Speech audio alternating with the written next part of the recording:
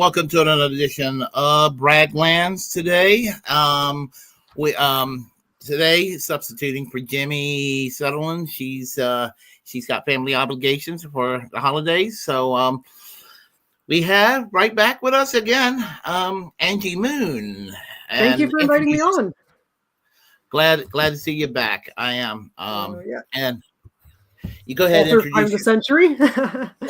So yeah, classic rock and true crime, celebrity trials. That is my specialty. So yeah, planning to write more about that in the new year and hopefully get a part 2 out. But yeah, for right now, you can buy part 1. And you can even get it signed by my cat, Bowie. So yeah, here's what it looks like. Yeah. Sorry, I'm just getting over a cold right now. How's Bowie? How's your cat Bowie doing? Bowie's doing well. So we're going to be traveling over Christmas just to see my family. So yeah, we're going to have to get a cat sitter for her, but I think she'll handle it well because she's handled sitters well before. So. Okay. Yeah. I'm glad. I currently don't have any pets, but I've had 2 cats in a couple about a decade ago. One passed away in 2015. The other one, I never saw again, and I think probably a car might have done something to it. So tragic. Yeah, absolutely. One of them was a Persian cat. It was a white Persian cat with the deepest blue eyes. It was furry as hell. And the other one was a black and white tuxedo cat. White feet, a little white coat in front, little white mouth, but black all over otherwise. Sweetest thing ever. And again, yeah, and actually it was when I last time I saw it was before I went to Ireland, and when I came back from Ireland, it disappeared, So we had a cat sitter and everything, and it disappeared. So no pets since then. Oh, got it. Yeah. So. Okay, it looks like we're not hearing any echoes in the background, and that's a good thing because I made sure to bring my headphones this time. So that's probably why there's no echoes. And I keep on meaning to buy myself some some earbuds. So that's a good thing. That's a good thing. I don't have to keep muting myself and all of that. So okay, let's see. And how's life over there? By the way, Angie, tell everybody where you live. So yeah, I live in England, Coventry, and it's near Birmingham. Yeah, life's pretty good here. It's definitely a lot better than living in Ireland. So I was in Ireland for nearly a decade, and there wasn't very much to do there. So yeah, I kind of got bored there, and I guess like the last years I was there, I was chronically ill. So that probably is just not a good note to leave on. So that's kind of sad. But yeah, I mean, England, I think of it as the America of Europe, and Ireland as the Canada of Europe, and not exactly in the best way, but yeah. But yeah, I've spent most of my adult life outside the US. And so it's kind of a weird feeling like looking at the US because I feel like an outsider looking in, even though that's where I'm from, that's where I grew up and everything. And it's kind of weird because some Americans will think that I'm a foreigner now. Well, I did a bit of traveling, but I don't travel as much as I used to. I am planning to do a little more traveling once I retire. As before the show mentioned that once I do go to Portugal and size it out, if I like it enough, I may consider moving there. And I've heard nothing but good things about Portugal, and so I will. It's kind of on the top of my list. There's a few places I might still consider moving to in the United States, but I don't know. I'm never coming back. I know that. First, I can't drive. Second, the healthcare situation, but that's going to be what this episode's all about. Yeah, we got plenty to talk about with the American nightmare called the healthcare system. And and some people out there, there's still some people out there defending the very system that caused Brian Thompson to die. And I told people that I don't support any violence against anybody. There's nobody on this planet that I hate enough that I want to see, expired, shall I say. Having that said, I understand why people felt that way. And I'm not gonna go and condemn them for it because I understand we've all in America here living in the United States, we've all pretty much been ripped off by the American healthcare system. One of my top Oh issues. yeah. Yeah. Like, obviously, even the mildest ripoffs are still ripoffs. Like, I had a deformity that, of course, it's not going to kill me. It's not even something that was visible. It was just on my body, so it would have been hidden by clothing.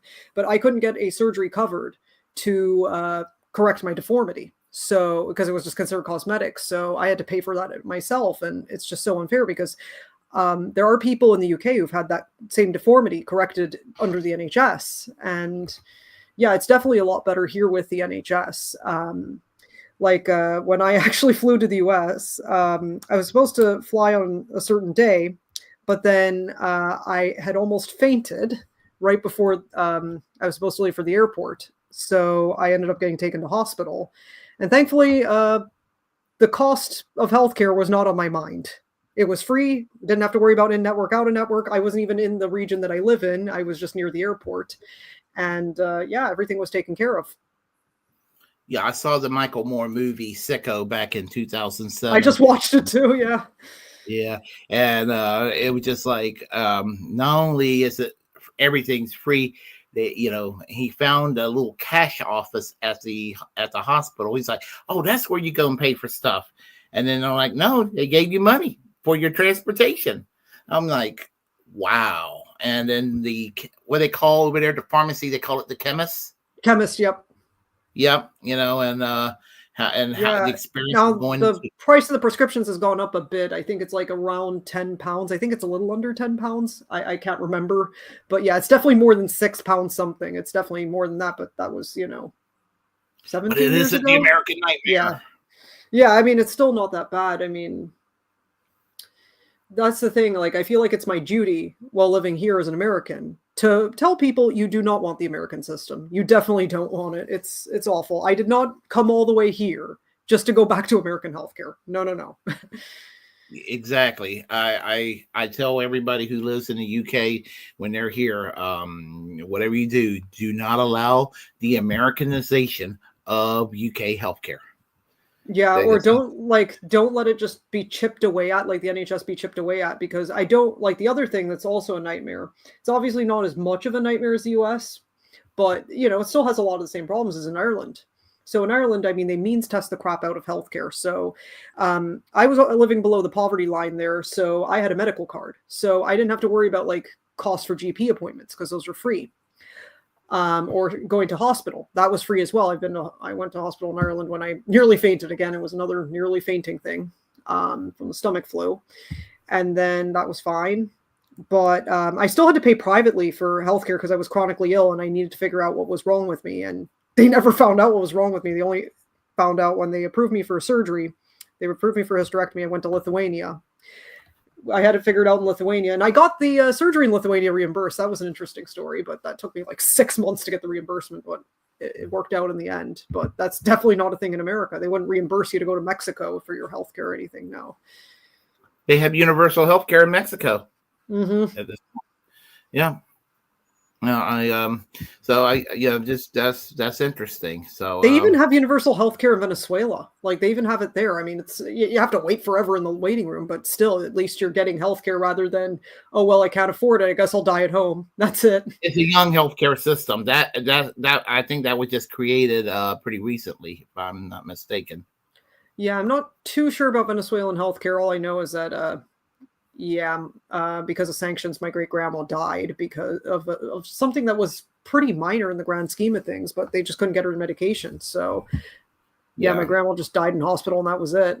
Well, I tell people the government obviously isn't perfect, but the sanctions was causing a lot of harm there, and Oh yeah, I remember when my aunt left Venezuela, and you know how dire the situation there as far as food and food insecurity. I remember just seeing my aunt arriving in Spain, and she looked so much skinnier than she used to be, and I was like, whoa. Like, I was just shocked. Like, I know that if I were living in Venezuela, I would probably be dead because I'm at the low end of normal weight, and it wouldn't take much weight loss for me to be underweight, and I've been underweight before. And yeah, I would not live. I would just be gone in Venezuela. Venezuela. The thing about Venezuela, and I tell this to conservatives, that there's still a free market system in Venezuela. They still got a free market system, and they get triggered. They're like Chavez's no, they don't. Everything is nationalized. Even people's toothbrushes and toilet paper is nationalized. It ain't no free market system. I mean, they are just so hyperbolic about that. No, like they've had free university education there since at least when my mom was in university, which was like late 70s, early 80s. So they've at least had free education since then. Yeah. And we should have it free in this Shocking country, that America doesn't even have that. It's messed up. Well, I'll tell you where that started. We were on our way to having free tuition. And in California, they had free college tuition, but Governor Ronald Reagan thought it was a good idea to start introducing tuitions into the university systems. And that's where that trend kind of started. And other parts of the country, it wasn't like extremely expensive to go to a state college at one time. But heck, even going out of state was still accessible to a lot of families. Right. Then, yeah. Yeah. And when I was at East Carolina, there would be people from New Jersey, Virginia, down in Florida that would come up to North Carolina to my university and to the other universities, and they'll go there because it's cheaper to pay out-of-state tuition in my state than it was to pay in-state tuition down or up where they came from. So, like on when the I was, upside, when I was in university, that's why I decided to go to Canada when I graduated from secondary school. I was just like looking at universities. I was like, I'd rather go to Canada than be out of state in the US, because out of state in the US, it still costs more than going to school in Canada. It's insane. Yeah, I was in Canada in 2003. I was in Toronto for a few days and had a pretty good time there. So I partied and everything. I did the nerdy thing. I went to Canada for the nerdiest reason. I went there to the New Democratic Party Federal Leadership Convention, and all right. And I met the leadership. I met Alex Madonna. I met some Jack Layton. I met some of the other members of Parliament at the time, and that's so cool. I got a chance to interview some of them. It was, and I even was interviewed on the CBC because when Jack Layton got elected as the new leader of the NDP, the CBC heard about this weird American socialist, and they went and found me and they interviewed me, and so I was interviewed, and so I was live on Canadian television. That's awesome. Yeah. That is cool. Awesome. Absolutely. So, okay. I guess we probably should start on kind of a comedic note. Yeah. I think that's the thing I try to do. Yeah, we'll start on a comedic mood. Imagine Donald Trump as an airline pilot. That's what one needs to do. Imagine Donald Trump as an airline pilot. Your pilot speaking. They tell me the plane is malfunctioning. I'm not surprised. They were very unfair when they gave me this plane. They're giving us bad planes, nasty planes. I think I know a lot more about flying planes even than a lot of the engineers do. I look around and see all the beautiful lights and switches. Nobody knows what they do. They said flip that one and maybe this one. I said let's flip all the switches, but nobody listens. Your pilot speaking. They tell me the Yeah, that's kind of on a loop. But I really could picture him doing that. Boeing would get him. Yeah. The way Boeing is behaving these days, I probably would have more trust in him than Boeing itself as far as safety is concerned. What they're doing to whistleblowers, but that's not saying much. But anyway, I can see him saying what he just said there. Oh, these beautiful light switches, I'll go switch them on. I see him doing that, I kind of want to see Donald Trump narrating for the Titanic. I don't know why, but I could imagine that being really funny. Well, if there's an upside to a Trump presidency, it will be a dark comedy. His presidency will be a dark comedy. Yeah. There will be moments when we should be pissed off over some policy bullshit, and then we'll be like, but you know what? What he said was kind of funny. It was like he's a piece of shit for what he's doing here, but damn, that was funny, Yeah. Yeah, I'm ready for that. I'm ready for the memes. Yeah, well, it's funny. Kyle Kalinske in his better days said when he was which that will lead us into the next thing we're going to talk about, Ben Shapiro. When Ben Shapiro, who was a never Trumper in 2016, he decided to support Trump in 2020. Basically, what he was saying, he was basically saying that commenting on everything that Ben Shapiro hated about Trump. Everything that he loved about Trump is everything Kyle hated about Trump, and everything that Ben Shapiro hated about Trump was everything I actually like about the guy. And that was kind of, I was like, okay, I can understand that. I miss the old Kyle. Like back when I did YouTube and I made political videos, people compared me to Kyle Kalinske, and I took that as like the ultimate compliment because at the time that's what it was. I mean, he was really great, and then now he's a DNC kind of corporate shill, I guess. Now it's depressing. I think he's probably the best still out of the larger online left people, but he's gone downhill. But I think they've all gone downhill. Yeah, even Jimmy Dore, like I'm not as much into his content as I used to be. No. I think that Jimmy Dore, the way his grift works, I think that the Young Turks are trying to do what Dave Rubin did. Mm-hmm. They're trying to indeed, go, like with Anna, yeah, like the apology tour. That they're definitely doing an apology tour. With Jimmy Dore, I don't think it's so much of a grift that direction, but I think he thinks he can get all kinds of fans by not being put in a box. And I think that he just found a sweet spot on the political spectrum to sit on. And a lot of people are like, kind of like, what they either will respect him for it or they will hate him for it. And, I'm okay with him, but there are moments I'm like, I don't know about that. But, yeah. And so that's kind of where I'm at. I met Stephanie, by the way, his wife. Yeah. I met her. I saw him perform live in Raleigh 2 years ago, almost 3 years ago. Oh, cool. And I met his wife at the show. So, she's a very nice lady, Stephanie. Be cool. It would be cool if he came to England. Like that would, I would definitely go to one of his shows if he toured England. But I don't see that happening. Well, I will say one thing about him. He was the most correct that he's ever been on Forced to Vote.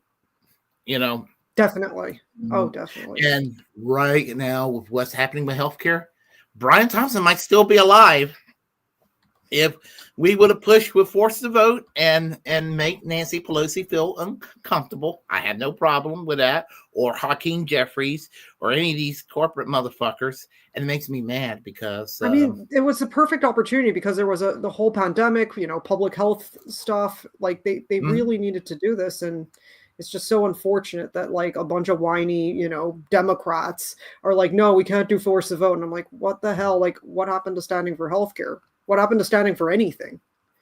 Yeah, I think for some of them, they thought it looked like a Bolshevik tactic for some of them. And then for some of them, they just want to be in unison with Biden in the name of saying fuck Trump, and all that. I don't give a damn about all that. I want health care for people, That's what I care about. This is why I do what I do here. And so just I think we could, if we didn't get Medicare for all, we could have gotten a public option. We could have had prescription drug reform. We could have reformed the way so when the U.S. government can negotiate for lower drug prices, things could have been done. Nancy Pelosi would have probably done some capitulations for the squad. I mean, Breonna Joy Grace said that a few times with some of the people who've been giving her a hard time about forced to vote and everything. And,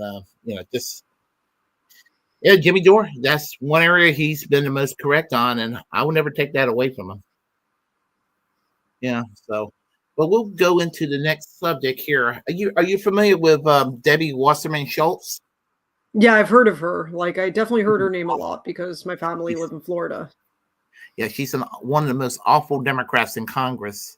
And down in Broward County in that area. And she's been a guest on the show, not Debbie Wasserman Schultz, but her primary opponent this past election. Jen, right? Jen Perlman. Yeah, she's been on the show a couple of times, by the way. Really cool, nice lady. Anyway, she got, you're familiar with generational change then? Yeah. Yeah, so this is from Generational Change. Let me try to find that video. It's called Ben Shapiro gets destroyed by his audience for defending United Healthcare CEO. Find it, and let me get it in the beginning here. Okay, here we go. The one thing that we have learned, and it's interesting to see it on the political right, because I do think there is a distinct difference between the populist right and the conservative right. The populist right is actually, the populist right is actually very much on the same side pertaining to the fact that we have a completely broken health system. I don't call it health care because it's not health care. We should really stop calling it that. It's for profit. It's a for-profit health system. That's what it is. And it's an industry. It's an industry.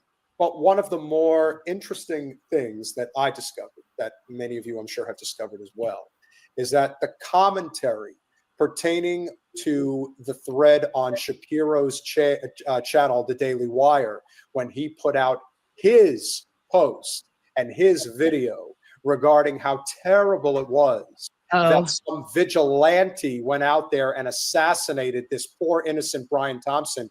He got lit up so bad by his own people in the chat. He's like, you frame this as a left vigilante thing. They're like calling him, you fucking asshole. It's like, you guys are finally getting it. And there was no, honestly, Jen, honestly, if you think about all of the grifters, and you know who my top guy is in left politics. Everyone knows who you do not like. The right adjacent to David Pakman is definitely Ben Shapiro on the right. He is as big a corporate whore as anybody. And of course, he, much like our congresswoman and a lot of others we point out all the time, there is nobody who is more married to the Israel lobby and their cause than Ben Shapiro. So I love that his own people called him out, though. Yeah, because he is one of the people that will be it's such a class war, and he's such a classist pig. I know he's so disgusting and elitist, and so it's interesting to me that some of his people would take. I mean, I'm glad he's getting a taste of the populist right, because he is not a populist. He's full of shit. He's a fake populist. If he a total fake populist. And I really get tired of people talking about, and thank you, Colin. Guys, check this out. And also, if you haven't seen the list, And Colin, if you can go real quick. And all companies have proxy. Yes. All publicly traded companies have proxy statements. So if you're looking for their board and their CEO and all their people, you can find it. Colin, if you could go to our Twitter X feed and pull up the tweet that I put out earlier today about Wasserman Schultz. I want people to see this because I want them to know exactly how to go find the information pertaining to United Health and how they go about donating to their political candidates that they support.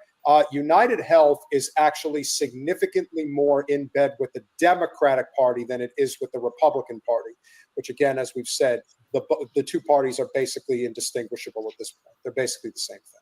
Willy, the fact that he's a nerd would normally be appealing if he wasn't such a douche. See, nerd is not unappealing. No. I married one. I have no problem with nerds. Nerds is not a problem. No. Corporate or douchebag is a problem. Yes, in which he is. He also hates himself. And the fact that he walks around with that fucking yarmulke on his head. Okay, don't go there because, that's not the problem. Problem is, but he's so, he thinks, but he's thinks a very small person. He is a small person. He thinks he's pious and he's not. But that's also because but let's be honest, Jen, he is 1,000% overcompensated. 1,000%. He probably drives a Cybertruck. Really? You peg him for a Cybertruck driver? Or Tesla. Yeah, I do. I could definitely see him as more of a Tesla driver. Same fucking difference at this point. Is this it, Colin? Yeah, that's it. Okay. All right. So for those of you who don't know, and this should come as no surprise to anybody, W. Wasserman Schultz took $5,000 in campaign contributions just this election cycle from United Health alone, which again, not a surprise. She probably knew Brian Thompson. She probably knew him. Go to those health conferences in D.C. Absolutely. She has voted no. She meets with their lobbyists. Mm-hmm. She has voted no. Well, here's the thing, Don. You have to remember, this is just one of many. And it's one election cycle. She has voted no on single-payer health care every single term she's been in Congress. Where does your representative stand? Well, if you guys are following us on X, make sure that you go over and click this link, and you can see a list from this previous election cycle as to where all of the money that United Health doles out to their congressional representatives. Yep. Colin, if you're able to click on that link, I think it might be actually able to show people exactly what. So if you scroll down, this is going into this previous election year cycle, 22 to 24, that we just went through. And if you keep going, keep scrolling down. It's a little ways down from what I remember. We're So here you go. Here's all of the wonderful. And as you can see, both parties are very, very fairly represented. Absolutely. It's really, yeah. So it's the same thing as the pharma horse, like Cory Booker. He's probably on this list. Yes. Or is this only House? This is only House. But this is the erosion of the system, guys. And as I pointed out, and I'm thinking we may try to do a little video essay regarding what this all is connected to. Well, I think we could do a math fund with Jen and Pete about, and look at all the money that all the representatives are taking from people like that. Because again, my goal is to have people aim their anger in the correct direction. Yes, and if there is anything to be learned from this particular experience. And these people are a problem. Wait. Let's see. Is he? Nope. See? Interesting. So the Senate candidates, of course, Bob Menendez is on this. Let's count them off. 1, 2, 3, 4, 5, 6. Look, 7, Rand Paul's 8, on there, though. 9, 10, 11. Yeah, Rand Paul is a hypocrite because he doesn't support single payer, and this is a big reason why. So there's 11 Democrats, and there are 1, 2, 3, 4, 5, 6, 7, 8 Republicans. So definitely tips the scales in the Democratic direction for sure. But again, equal opportunity, corporate whores. This is what they do. And so people understand, like, well, it doesn't look like a lot of money. There's different like maximums depending on how it's being done and how it's being funneled and how often and whether it's for a primary and a general and whether it's and don't forget, Jen, this is also very important, is that this is just United Health. Who knows what Cigna's giving? Who knows what Aetna's giving? Who knows what Blue Cross is giving? But if they're taking from one, odds are they're taking from all of them. And there is no conglomerate on Capitol Hill that spends more money to bribe, because that's what this is, to bribe our federally elected and even state officials to support or stand against, I should say, single-payer healthcare. Nobody spends more money lobbying on Capitol Hill than private insurance and big pharma. Nobody. In fact, they spend triple the amount on lobbying to their next closest competitor, if you want to call it that. Right. This is the most transparently obvious, corrupt fix of our system. These people do not need to exist.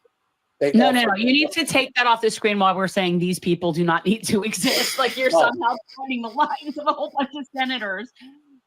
Peter is referencing the insurance industry, not the names. Private insurance and the for-profit pharma system have no reason to exist. Remember, when you think about the most significant advancements in modern medicine in the 19th and 20th century, when you think about penicillin, when you think about polio, when you think about measles, these things were all given back as a testament to the advancements in science.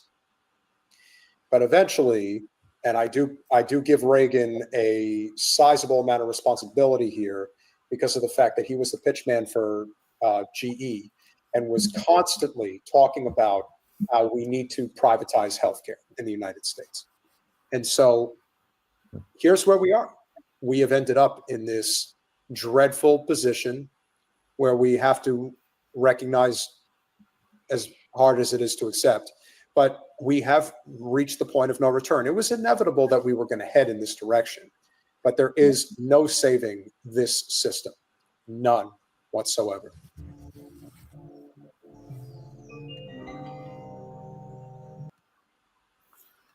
Any thoughts about that? Yeah, wow, that's a lot to think about. But yeah, like basically the biggest issue, I think, politically is money in politics. Like, I think if you got big money out of politics, a lot of these problems would be solved.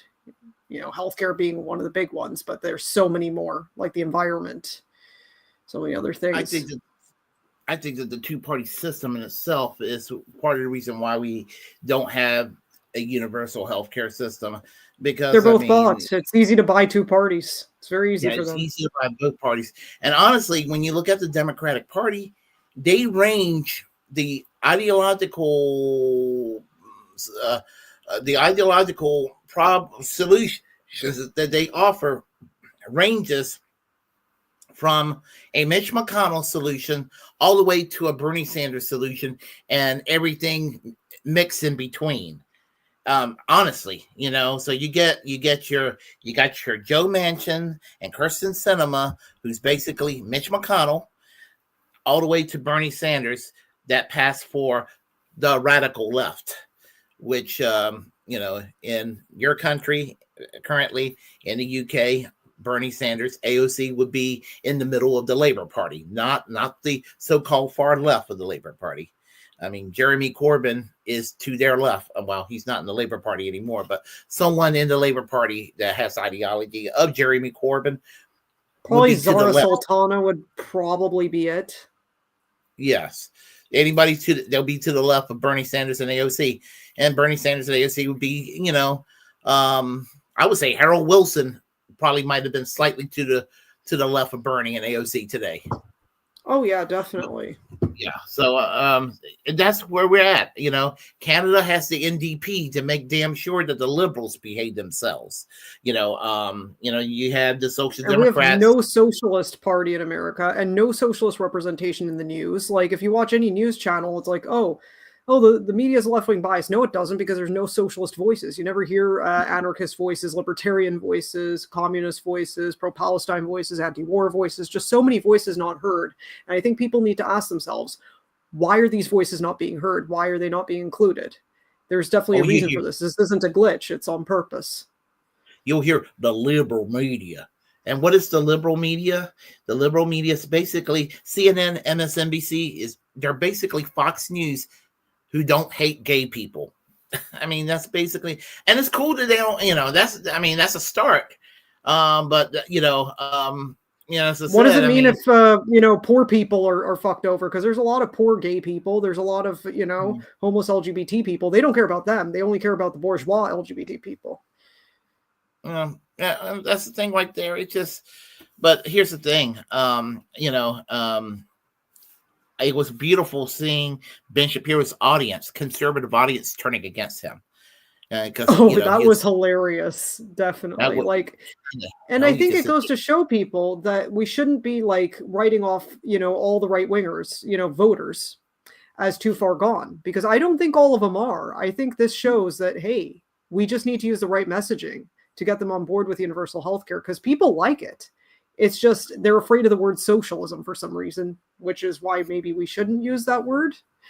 We should just focus on, hey, it's free, at the point of service, and you're going to come out ahead because it'll be cheaper than paying private insurance, which private insurance is basically a private tax, and it's a lot more money, and it's like a mafia because you never stop paying.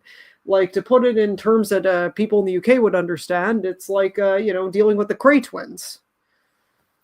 Yeah, I mean, in the UK, it's called the NHS. It's called Medicare in Canada. It's called Medibank in Australia. I mean, they got different names. I mean, I don't care what you call it. As long as everybody... They could call it Patriot Care for all I care. As long as people get universal health care, as long as it's free, they can call it whatever.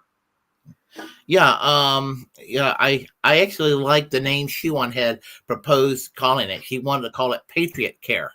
I love it. I think, yes, do this. There's nothing more patriotic than looking after your own citizens. After all, they are the people who can vote for you. So I think you need to return to that and just get back to, actually being democratic and listening to working class people. Exactly. And we're about ready to enter decades of dark right-wing wilderness. So it's going to be dire for a long time in this country. So I think in the rest of the Anglosphere too, it's going to be the case. I mean, I may get my retirement, but I'll be one of the lucky ones. I'm going to be looking at people, be like, geez, look at them. I might make it through the system as one of the last people that might have a piece of the justice and piece of the American dream and piece of that dignity that we're all should be entitled to. I mean, one of the things that I think about a lot is that I think soon we're going to get a lot of people of my generation that once they get diagnosed with cancer, they might say, you know what, fuck it. I'm refusing treatment. I'm not going to end up in debt. I have no chance of retiring. Might as well die. I'm afraid to see that happen because it shouldn't have to. But they want that to happen. Yeah. Yeah. I mean, it's basically like slavery never ended. It never did. Well, if you think about it, the employer-based system that we have here during COVID proved it doesn't work. When you get laid off from work, you don't have health care.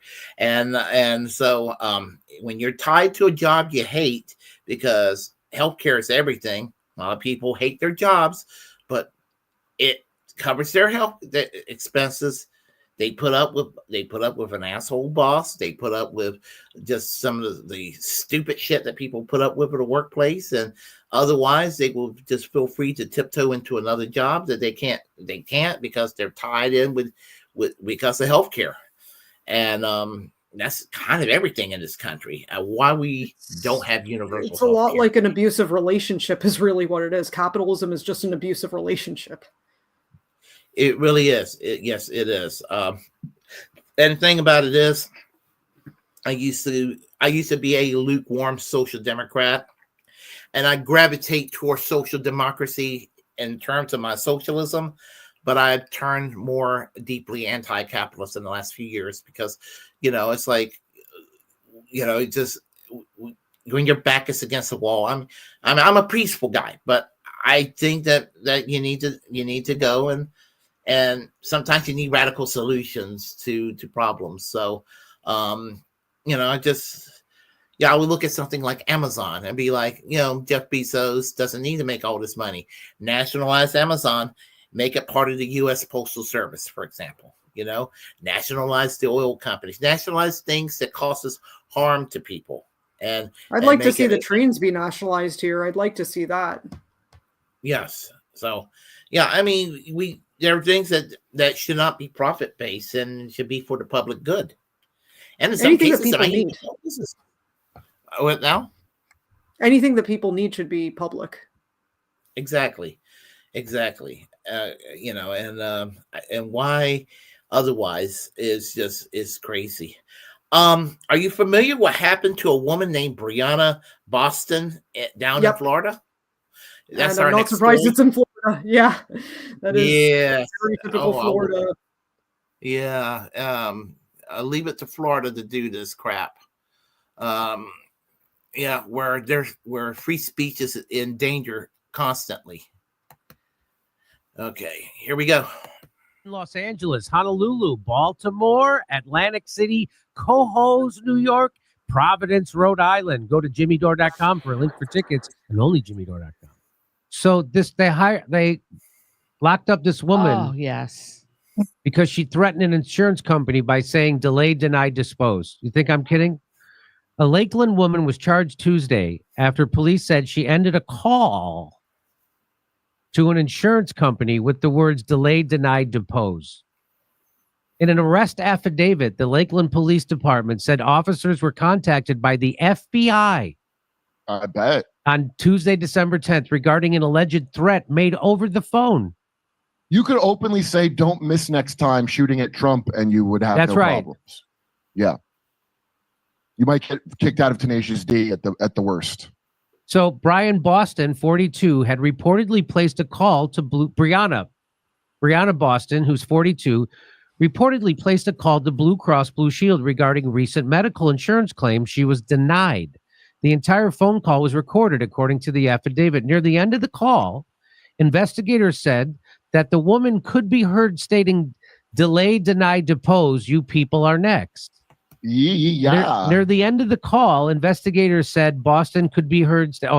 The first three words are similar to those written on the ammunition that a gunman used in the killing of United Healthcare CEO Brian Thompson in New York City last week. Hey, what I want to note is that the guy who wrote this, by a woman, Sierra Rains.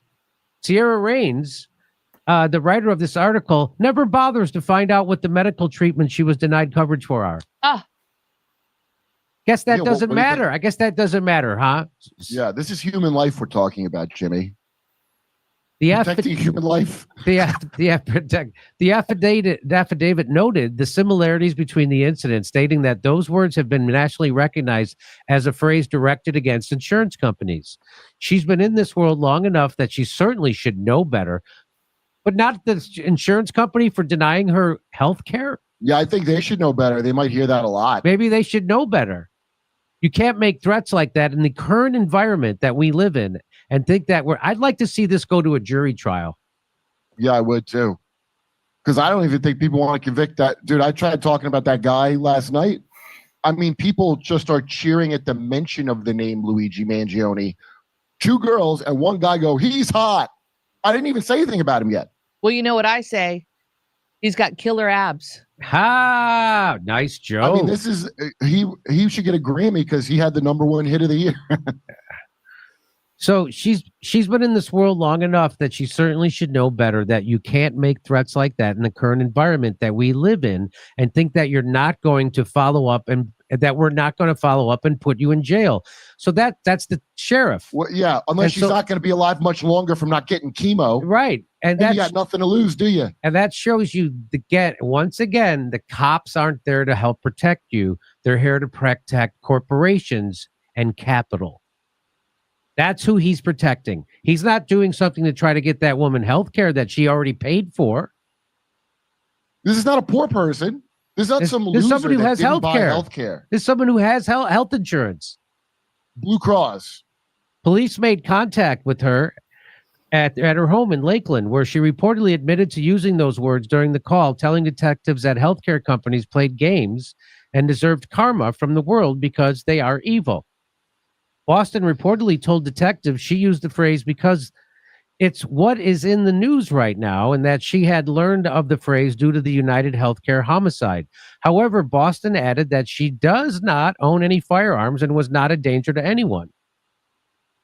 She repeatedly admitted that, yeah, that's exactly what I said, but I didn't mean anything by it. Well, you don't get to pull that back after you say it. Are you kidding me? This is the cops. These are the cops. The cops don't realize that they're also going to be denied health care as soon as they get sick. Oh, that'll be hilarious. That would be Chief hilarious. Pigham's here. When Chief Pig here finds out he's not getting a new heart for it. Based on Boston statements, investigators say they believed she meant to threaten the insurance company by using the United Healthcare CEO's homicide to her advantage. How? By underhandedly getting her insurance company to cover legitimate medical treatments? What a sneak. Yeah, we should probably ban that book that the phrase is taken from that they're not mentioning. The wacky book about what insurance companies do. This is the most bipartisan united thing I've seen in America ever since after 9/11. Boston was charged with threats to conduct a mass shooting or an act of terrorism. That's what she was charged with. So they could make anything, just like I said, find me the man and I'll find you the crime. They're just inventing ways to make you a terrorist now. She's now being threatened with being a terrorist. So as soon as Barack Obama signed the law that said you can lock up anybody indefinitely if they're considered a terrorist, I'm like, well, now everything's going to be considered terrorism. The number one terrorist, eco-terrorism. So if you protest a pipeline or anything, you're considered an eco-terrorist. If you spread misinformation on the internet, you're called a cyber terrorist. So now they don't have to, you lost all your rights now. Stochastic Now you're in healthcare violence. ISIS. Oh, what's that? Stochastic. Is that what you said? Yeah.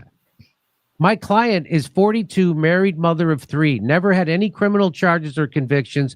May you release her on her own recognizance, her attorney Jim Headley said to the judge during the first appearance in court. However, the judge set her bond at $100,000, stating, I do find that the bond of $100,000 is appropriate considering the status of our country at this point. Oh my They're trying to God. make a Rwanda. They're trying to make a new Rwanda with this. They're trying to make it because the level of anger of hearing this is like, yes. I don't want to get picked up for the things I think about. Gwen B with LC says, I once had a man email me a map to my home and threaten a whole lot of harm and property damage. The police told me there was nothing they could do about the threats until he acted on them. It was just talk until then. So I got to ask, why is Brianna Boston in jail? Because the cops are there to protect corporations and capital, not to actually provide you with security. They don't work for the citizens. They work for the capitalists who own the government. That's why. And by the way, Jimmy, individually they may want to protect you, but they're not allowed. They're not Kamala allowed. Harris says you got to go to jail because your daughter was sick and had an excuse from school. The cops then, as that woman said, they go, well, take it up with Kamala Harris. That's right. So the cops don't have a choice neither. Like it don't matter how they feel about it. They're an employee slave. The cops just like don't you. work for you, just like the politicians don't work for you. Your government doesn't work for you. Nobody Even works your for you. insurance that you paid for doesn't work for you. The insurance you paid for doesn't work for you. So this is Sheila Zonur, I think. She's a Fort Lauderdale-based defense attorney who's popular on TikTok. Last year, I had to get a restraining. Let's watch. Turn it up a little. Last year, I had to get a restraining order for a man because his wife was trying to him. He called the police multiple times. They wouldn't do anything about it. She was putting rat poison in his food. He was getting sick after he'd eat. He was going out, like he made a practice of like stepping outside in the middle of dinner, smoking a cigarette, and then coming back. And he was getting sick. And so he noticed one time when he came back from smoking a cigarette that there was something blue in his food. It's rat poison. He didn't know it at the time, but he saw that there was something blue in his food that shouldn't have been there. Nephew calls the police. Police are like, well, call us next time when you have food. Happens again. They still have the food. They call the police. Saran wrap the bowl. Can you test this? They're like, no. Of course, these are people who've watched TV, like, CSI, things like that. And they're just like, then why'd you want us to fucking keep the food? They thought they were going to go and take it to the lab and test it and find out what it is. They shrugged their shoulders. They didn't give a fuck. So the nephew gets them these little cameras, sets up cameras around the house. I have footage of this woman. When he goes out to smoke a cigarette, she runs out of another room, has a folded up napkin, sprinkles something from that napkin onto his food, stirs it real quick, and then runs back. We presented the police with this video footage. Get a restraining order against your wife who lives in the house with you. They wouldn't arrest her. I had to get a restraining order against the woman, and she had to move out of the house to keep him safe. And the judge in that hearing, when she granted a permanent restraining order and ordered her to leave the fucking house, she made a finding on the record that this woman was attempting to murder her husband. And the police still wouldn't arrest her, and the state attorney's office still wouldn't file charges. So you tell me why this woman in Florida who was on the phone with her insurance company arguing over a denied claim, out of frustration, she says, deny, defend, depose, you people are next in the same fucking day. The henchman for the ruling class showed up at her fucking door and arrested her. That was a rhetorical question. You don't have to answer that because we know. They arrested her, and I watched. There's a woman who has no weapons. There's a woman who's never been in trouble a day in her life. This woman is at her bond hearing, and the judge is clutching his pearls, and the prosecutor's clutching her pearls, or his pearls, and they fucking set $100,000 bond, and the prosecutor says, and if she is able to post the bond, we need GPS monitoring, pretrial release, home confinement. Pending trial, she is going to be confined to her home because she said, deny, defend, depose, you people are next, with no apparent ability to carry out this threat. You can be my client's wife and actually take overt action against your husband in efforts to try to kill him, and even have a judge make a ruling that you were in fact trying to kill him, and they won't take that threat seriously. But this lady who is frustrated and arguing with some fucking zombie on the other end of the line and says some shit out of frustration, they take that threat very seriously. And this is the best part of what the prosecutor said. They need her on home confinement to keep the community safe. You know the community is perfectly safe, you lying sack of fucking disingenuous shit. The community's safe. The community is safe. The community's not safe from you, though, because you will be a good little foot soldier for your fucking overlords. This is bullshit. She wasn't going to do anything, but you see how fast they move. You see how fast they make thought crimes. Better not even think bad things about the insurance companies. Better not even think about it.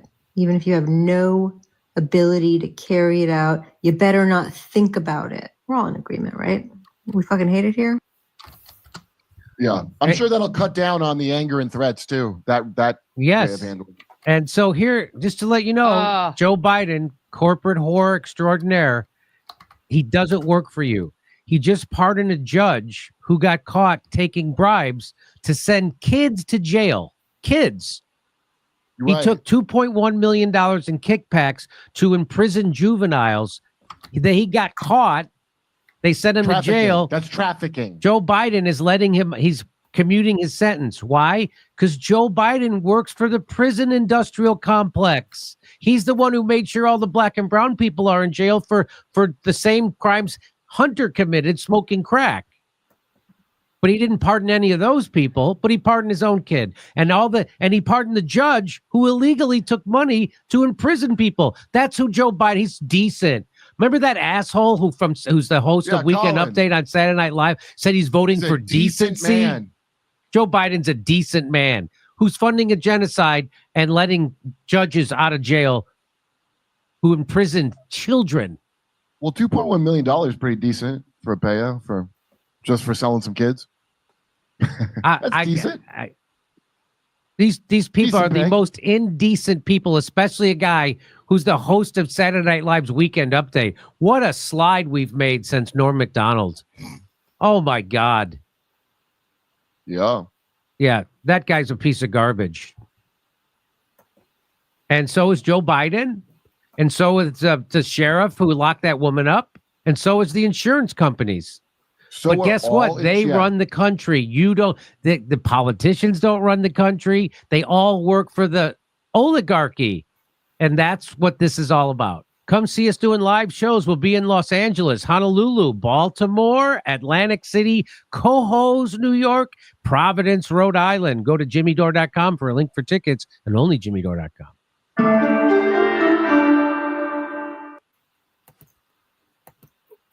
So what's your take on that? That is basically like, this is the Jimmy Dore I like. The one who's just telling it like it is and calling out these corporations, calling out the Democrats for being just as bad as the Republicans on this. Yeah, and this all makes me think of when I was a teenager and I was being stalked, I was being threatened, I was being harassed by people in my neighborhood, I was being harassed by classmates of mine, and it drove me to the point of being suicidal. Now, I had no plan. I had no intention of carrying it out. I didn't have any idea. There was just nothing in the house that would have killed me, and I was just 15 years old. And yeah, because I was just so scared. I was so startled by what was going on that I'd called a suicide hotline. And then they, ratted on me to the police. And then the police came to my house, my parents' house, and then they just took me away without my parents' permission, without anything. They just said, oh, you're, because you're a danger to yourself, even though I wasn't a danger to myself. The people who were a danger to me were the people stalking me and harassing me. And they did fuck all. They did absolutely nothing. They didn't even give them a stern talking to. I didn't want anyone to get arrested. I didn't want anyone getting kicked out of school. All I wanted was just to give those kids a stern talking to and basically be like, hey, look, if you do this as an adult and you stalk people, you're going to jail for a long time. No, they don't even do that. They just basically tell you, well, we can't do anything until it's too late, basically. Like until they act out on their threats, which one of them was a really bad threat, by the way. Like someone threatened to punch me in the face. And not only does that put me in danger, that also puts the other people I was living with in danger. So that was putting my parents in danger. That was putting my brother in danger. When my great grandma would visit, that would also put her in danger. And she was, nearly 90 at that time. So yeah, it's really bad. Like the police definitely only care about the rich. I mean, it's always been just the rich. That's all that matters, is just the rich. And yeah, I do not trust the police. That was the moment that I realized that the police are not on your side. They're not there to help you. They're there to hurt you. They are there to catch you out. They do not look after your well-being. And yeah, like I was just startled that entire time. Thankfully, my parents worked hard to get me out of that hospital and get me home. And thankfully, I wasn't in there for too long. I think it was just about, I want to say 8 hours, but still that was 8 hours too long. I should not have been in hospital. I should have been at home with my parents. It was just terrifying. Yeah, all kinds of injustices like that in the world. And I'm sorry for what you went through. And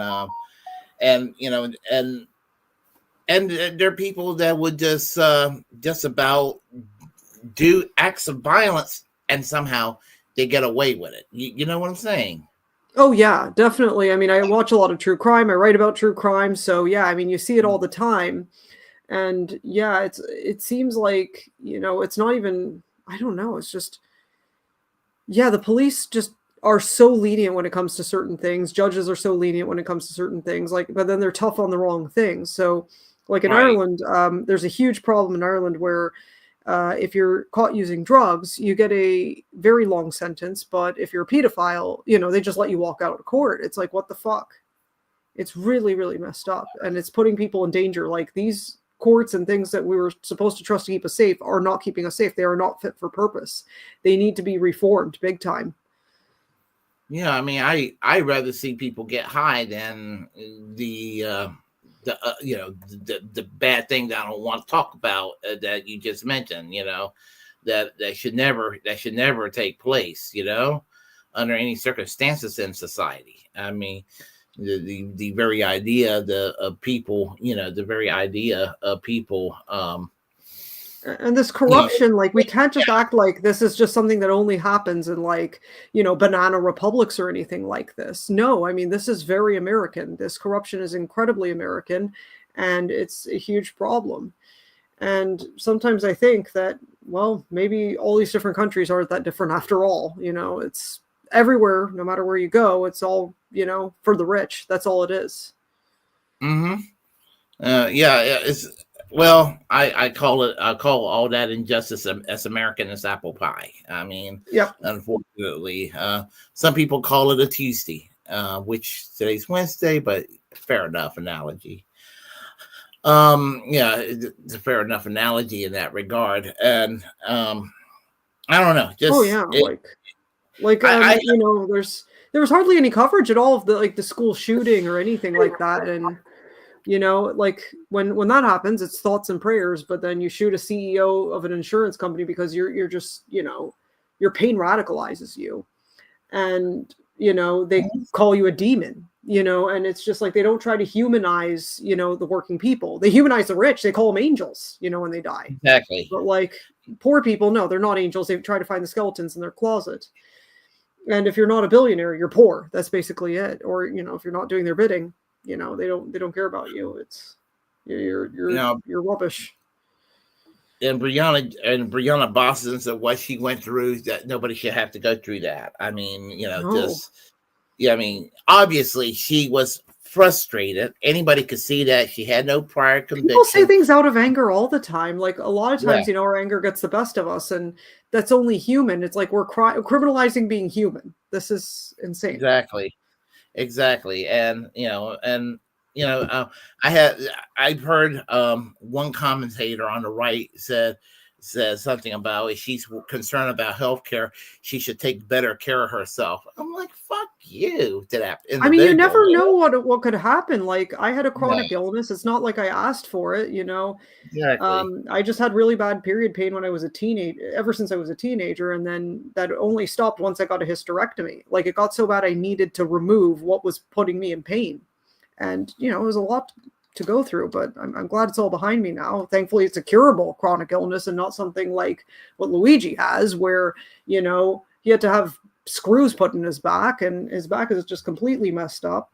And while I had back pain as part of my chronic illness, at least it was fixable. At least it was mild in all consideration. But like, imagine just being young and then just, your body just falls apart before your very eyes. It drives you crazy. I mean, I know I was driven crazy, like just, waiting around hoping to get just a yes for my hysterectomy. And thankfully I got that. But, it's just like, for every person gets lucky, there's so many others who don't. There's so many people who fall through the cracks, and I don't want a single person to fall through the cracks. Any number, it's just not acceptable. It has to be zero.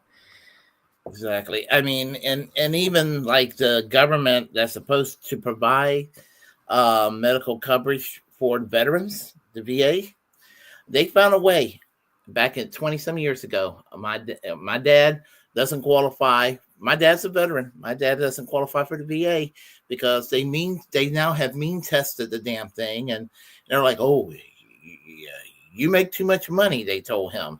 So, and they did this to pay for the Iraq War back then. This was a George W. Bush, Dick Cheney policy.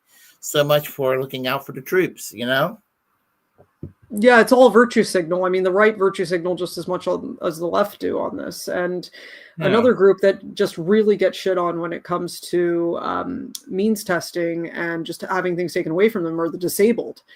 I mean, like, I've seen it here. I've seen it in Ireland. I've seen it in the US.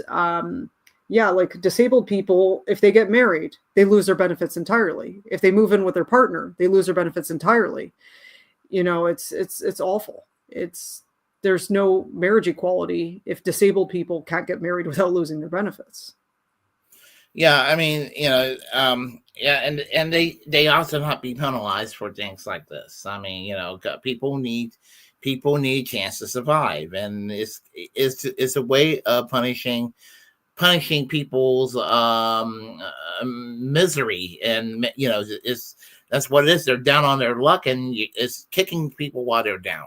And I think what makes me especially sick, the politician that makes me very upset, when I see him just shitting on people who get disabled and have, serious medical problems, is Greg Abbott. He ended up in a wheelchair because of a tree falling down on him. And then he just pulls up the ladder behind him, and he doesn't want anybody else to benefit from large settlements or anything.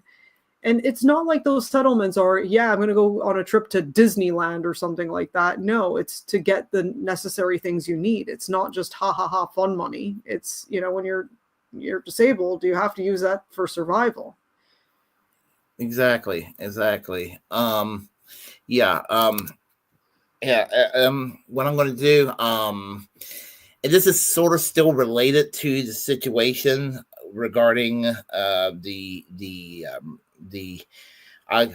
trying to police myself with these words, the expiration of Brian Thompson, and as I said, I mentioned Brianna Joy Gray recently. She was a guest on Piers Morgan, and so here's something from Piers Morgan, and the panels, and poor Brianna. I mean, she really puts up with a lot of crap from people, but here she is on Piers Morgan, and taking on this crew of assholes here. So here we go. Do you feel any empathy for Brian Thompson and his family? I have infinite empathy for any individual as a person in their personal capacity. As his role as the CEO of United Healthcare, I'm afraid I'm with the overwhelming bipartisan majority of the American people who say, I'm saving my empathy for people who are much more vulnerable, and have caused a lot. Right. So to be clear, you don't have any empathy for him after he was executed. I personally don't. Right. Okay. Well, at least you're honest.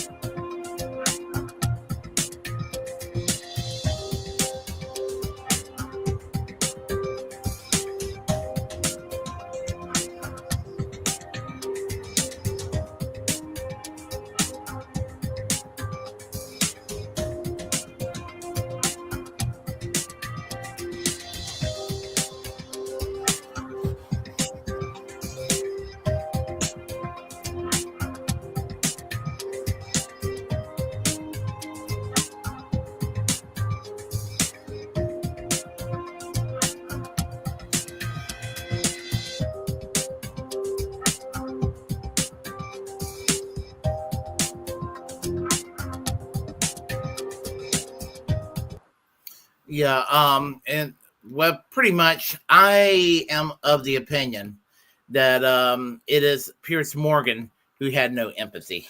Uh, Not to basically, yeah, he basically was demanding for her to mourn over Brian Thompson's death. And I'll tell you once again, I don't believe in harming anybody, even the people that I despise the most. But I'll tell anybody, Brian Thompson was a piece of shit. I certainly wouldn't have done what Luigi Maggi. I can never pronounce his last name. Mangione. Magione. There you go. My Italian. My apologies to the Italian community. So anyway, I could never do it. And I wouldn't do it. But Magione. Okay. I could never do it because I wouldn't do it. But at the same time, I won't condemn somebody if that's how they feel. And like Luigi was incredibly brave, and he exposed a lot of the horrors of the system, and we're seeing it like unfolding right before our eyes. All the manufacturing of consent, all of these, how the media is just bought and paid for by these corporations, and it's, only for the rich. You're not going to hear, an anti-capitalist viewpoint on this. You're not going to hear about people who are frustrated. No, not unless it's, crafted in their way. Like if they're showing people who are in debt because of healthcare, they find a way to make it their fault. They find a way to make a just world hypothesis there. And where is the sympathy for all these families who've died because they couldn't get health care, or, they couldn't afford the deductible, they couldn't afford the copay, they couldn't afford those things. And even when healthcare costs money, you're cutting back somewhere else, like whether it's bills or it's paying off other debts. Healthcare shouldn't cost anything. And, it's always just blame the individual, don't blame the system. Exactly. And so I mean, to sit there and again, to dump on her for her correct analysis. Yeah, I don't feel empathy for him. I mean, I don't like to see people expire. I'm going to use those words. But I'm certainly not going to cry over his, I'm not losing sleep over him. No, not at all. I'm not losing sleep over him. But at the same time, if we had universal health care, that asshole would still be alive.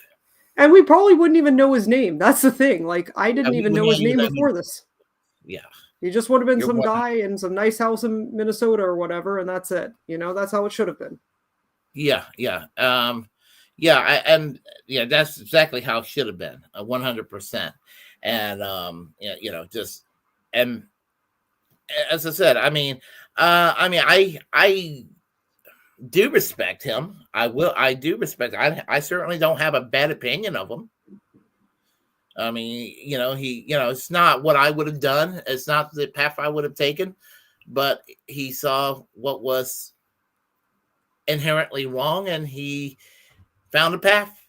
And like one of the things I hate is just the media trying to, like, there's not media, but like a lot of left-wing commentators or not commentators, but like left-wing, I think on Reddit, I see a lot of people trying to discredit Luigi, and they paint him as some sort of right-wing tech bro. And I'm like, it's almost like people are just nuanced and they are multifaceted and they can have all sorts of opinions ranging across the spectrum. And maybe we should just try to understand people.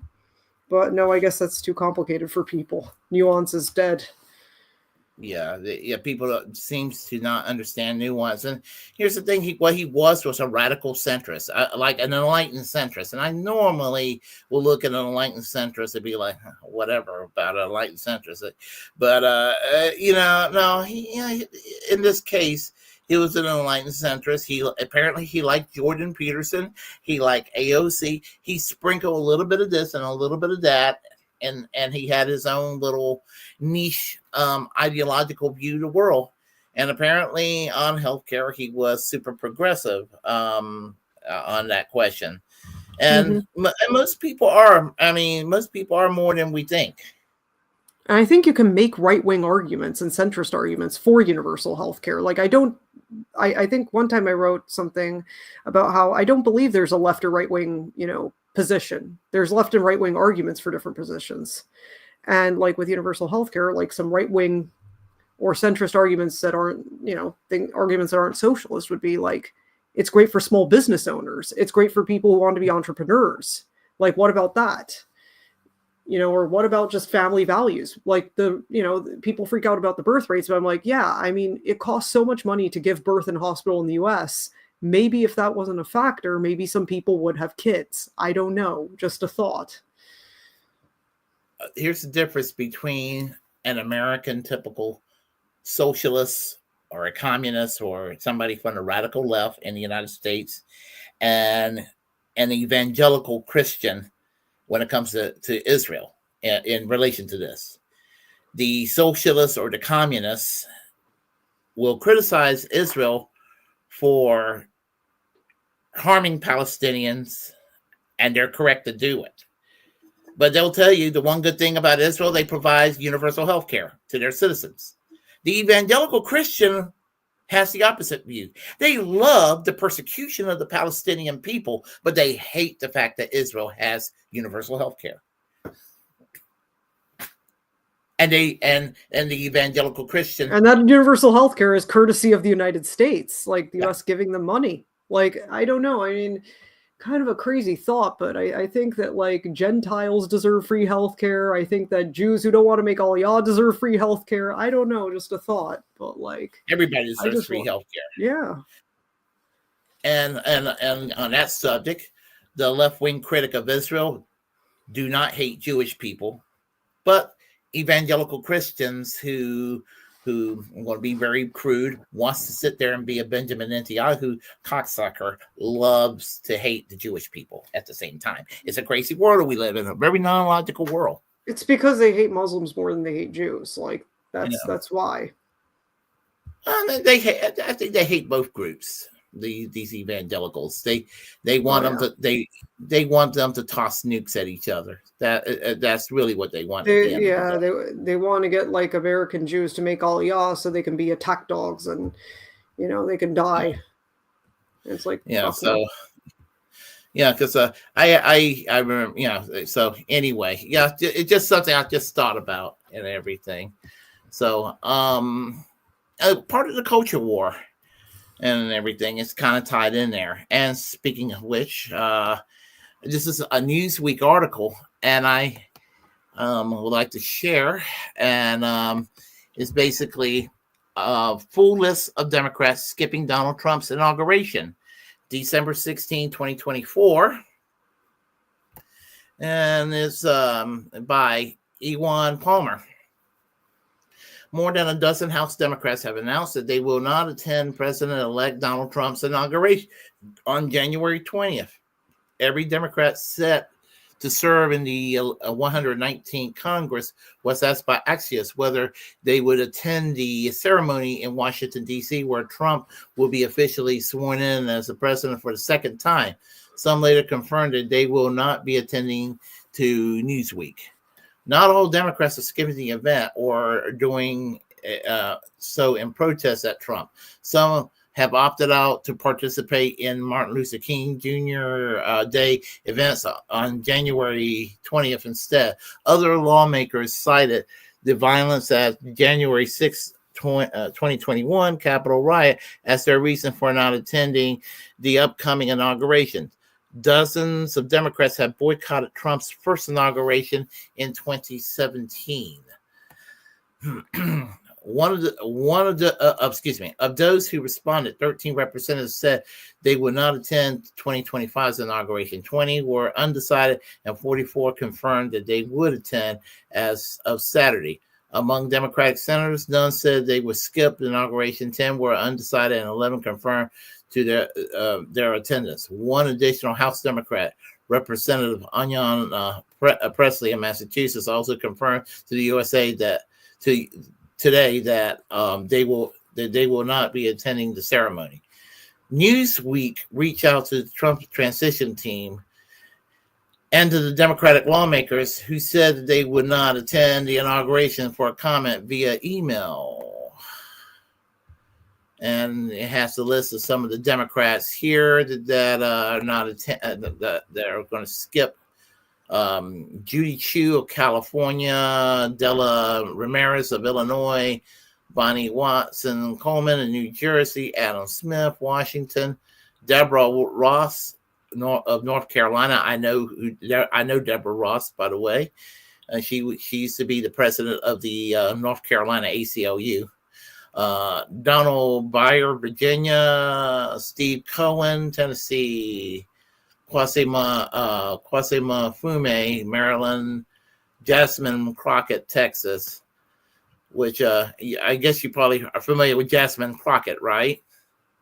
No, I've never heard of her. Oh, you heard the term bleach blonde, bad built butch body? Oh, yeah, her, yeah. Yeah, she was the one that came up with that. Yeah, that was lovely. That was beautiful. That was beautiful. Let's see. Sean Caston, Illinois, Ilhan Omar, Minnesota, Latifah Simon, California, Veronica Escobar, Texas, Anna Presley, Massachusetts. So, and your thoughts on all of this? Feels performative, but whatever, okay. I don't know what that's going to accomplish. I just want healthcare, but okay. Where I stand on this is that here's the thing: the right wing going to be like, they're being divisive. Trump didn't attend Biden's inauguration. He was a fucking sore loser. And again, I don't think that January 6th was the end of the world. I thought it was a goofy botched diet coup. I don't think it was the nightmare that people thought it was. Oh, it was so serious enough, but it was also comical. I mean, it just. I frankly, in some ways, don't care one way or the other, but this is just something else that's going to make a culture war out of. A needless culture war. One of many. Yeah, one of many. Yeah, and they'll be having discussions on Fox News of what pieces of shit these people are, and they're being divisive, as if Donald Trump is not a divisive person. He's not a uniter. And George W. Bush, who was nicer in his tone, but policy-wise probably more right-wing than Donald Trump. In 2000, he said, "I'm a uniter, not a divider." And he was one of the most divisive presidents. We had a culture war. People seem to forget. The Iraq War was a culture war issue. Gay marriage was a culture war issue. God, gays, and guns, always a classic. And people don't realize income inequality persists. So, anyway, this is about my home state of North Carolina. We were talking about Kyle Kulinski. So, basically about North Carolina legislature going full authoritarian, the Republicans in charge. Both parties are bad, but Republicans pretend to be for liberty, but when push comes to shove, they certainly know they wrote the book on authoritarianism. So Kyle's going to share that here. All right, guys. So bit of a disaster coming out of North Carolina right now that I had to share with you. So a reporter says, just in, the Senate, this is the North Carolina Senate, has overridden Cooper's veto of SB 382 by party line. It's a vote of 30-19. Bill goes next to House for final approval, a lawsuit expected to follow. So what is this bill? The bill prevents the governor-elect Josh Stein. Remember, Josh Stein is a Democrat. He beat the black Nazi Mark Robinson to become governor of North Carolina. The bill prevents Governor-elect Josh Stein from appointing members onto the State Board of Elections by transferring that authority over to Republican Auditor-elect Dave Boleek. So all of these bullet points that I'm about to read for you here, just understand the core of what's happening is Republicans control the state legislature. They are taking away virtually all of the power of the Democratic governor to do anything, right? They're basically trying to make the last election null and void, make it so there is no Democratic governor. We've taken away all of his powers, and now the power resides with us and with our Republican colleagues who are in other positions. That's what this is. The bill makes the State Highway Patrol an independent agency and requires Stein to get the General Assembly's approval for a 5-year appointment. Again, power with Republicans. If a Supreme Court or Court Appeals vacancy emerges, Stein must fill it from a list of recommendations provided by the political party of the departing judge, thus preventing him from filling a potential GOP vacancy with a Democrat. Do you understand how insane that is? That's like saying, okay, let's say a Democrat wins the presidential election and one Republican resigns, 2 of them die. 3 seats are open. That would be the equivalent of the Republicans in the Senate saying, you're only allowed to fill that seat with a list of judges that we approve of that are of the same party of the people getting out of there. That would mean you literally can't change the makeup of the court, that the court is permanently stuck with a giant Republican majority. Ladies and gentlemen, this is what we call rigging the game. This is rigging the game. It's saying we want to make ourselves immune from elections and make decisions no matter what the people want. The bill removes the seats of Wake County Superior Court Judge Brian Collins and Forsyth County Superior Court Judge Todd Burke. Let me guess, they're Democratic.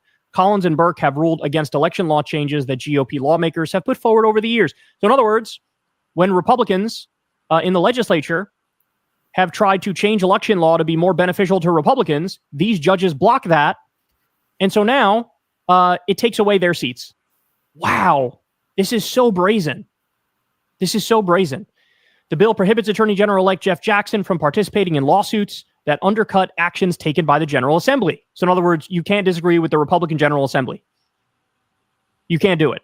The bill says Jackson shall not, as a party, amicus, or any other participant in an action pending before a state or federal court in another state, advance any argument that would result in the invalidation of any statute enacted by the General Assembly. Again, this is literally saying anything that we Republicans in the General Assembly say, you need to accept it. You cannot disagree. Even if you think it's illegal, you have to accept it.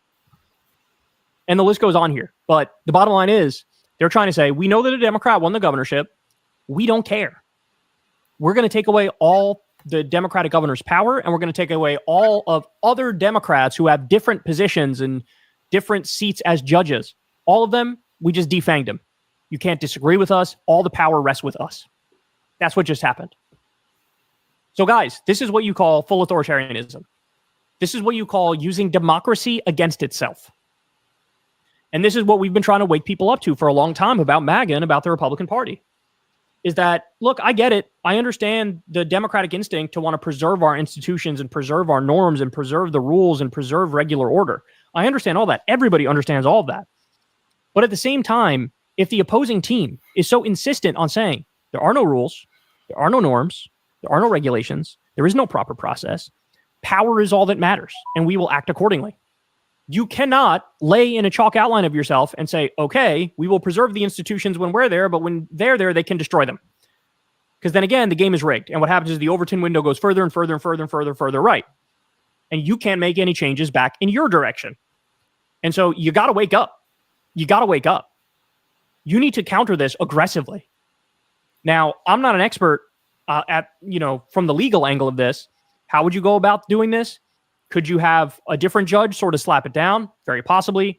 Could the governor do anything in particular that would reel this in? Maybe. I don't know how you go about doing it, but you have to find a way, because you know what? That's what the Republicans would do. They find a way, come hell or high water, to get their agenda through and to handcuff the Democrats, and it's time to start playing the game back against them.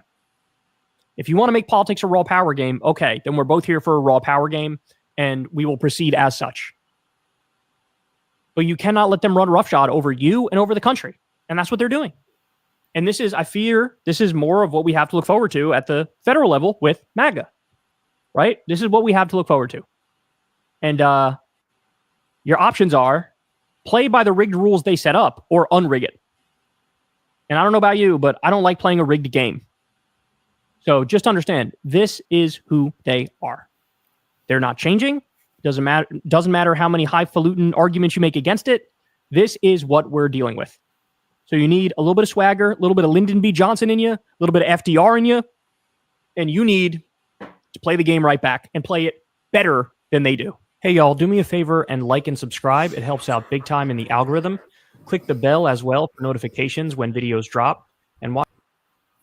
So what do you think was going on over here in my native state? Nightmare.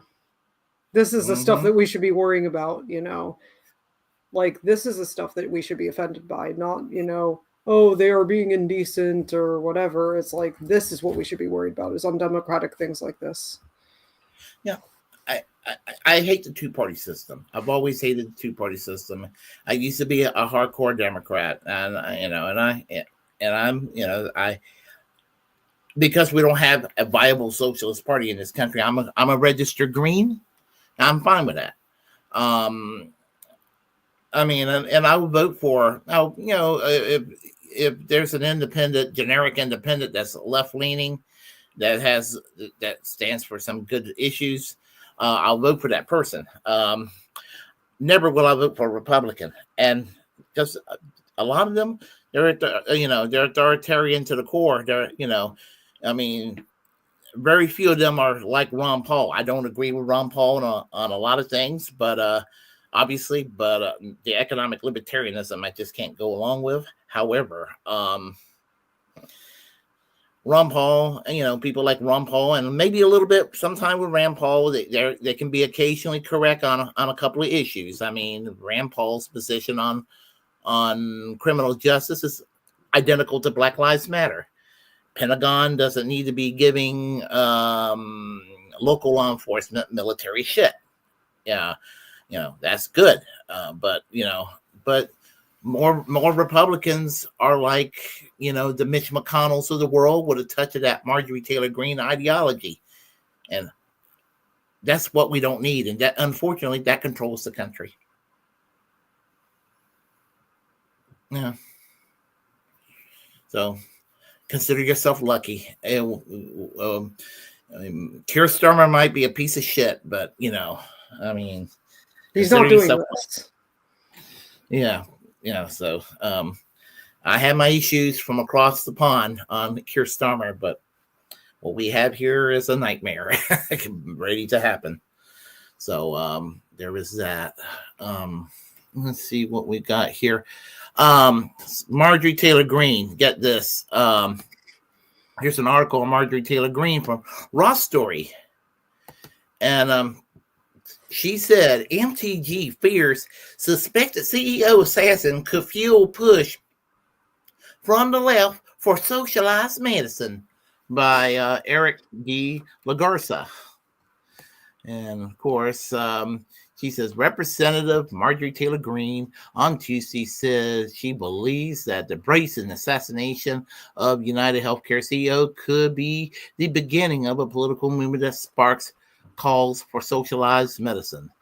The MAGA lawmakers' latest conspiracy theory came during an appearance on the far right Real America Voice platform, where she said past political movements have traditionally included tactics like marches, riots, and storming politicians' office. Kind of like the January 6th thing that she was kind of involved with. And oftentimes when they are not successful, maybe they're moving to assassinating just one person in order to make the changes they think they want, Greene says. Let's see here. I don't think that line is necessary there. She had it. But what I'm more concerned about is we've seen the left push for socialized medicines for years, Greene said. Bernie Sanders had Medicare for all. I hope that doesn't turn into where they take this guy they're praising, right, and make him some sort of hero that they all worship, and then pick up the mantra and move it to go after other people. Greene continued to condemn some who have defended the suspect. Luigi Mangione saying, I said it correctly. Wow. Quote, there should never be a time when people are cheering on the death of an innocent man, quote unquote. This is something. This is someone that clearly is mentally unstable. Oh my God! She's calling somebody unstable, and came from a life of privilege and went to kill a CEO for whatever his reasons are, and supposedly he has a manifesto. She said. All right.